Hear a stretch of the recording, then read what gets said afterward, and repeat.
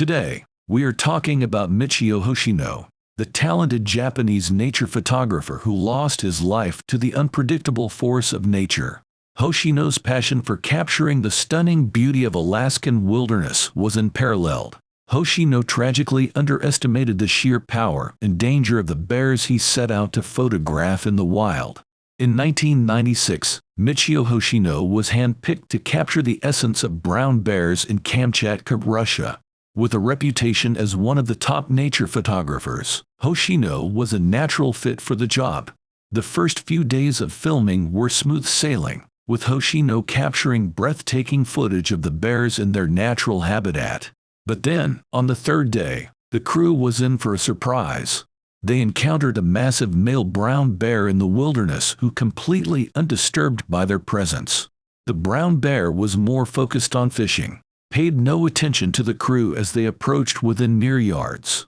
This once-in-a-lifetime opportunity gave Hoshino the chance to record some more inspiring footage of the giant bear feasting on salmon just feet away.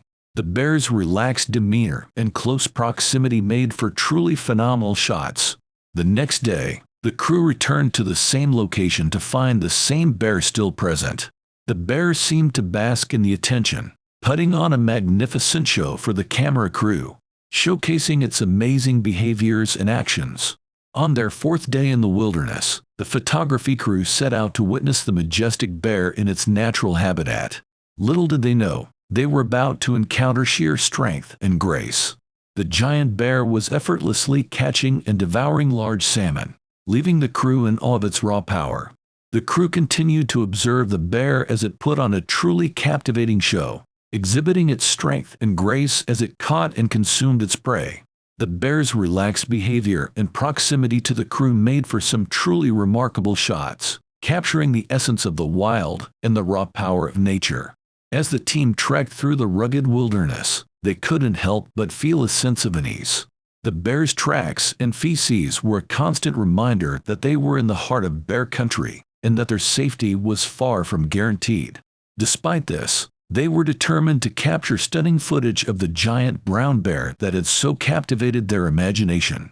They set their sights on a family of young bears and spent the afternoon capturing some truly remarkable footage of these playful cubs.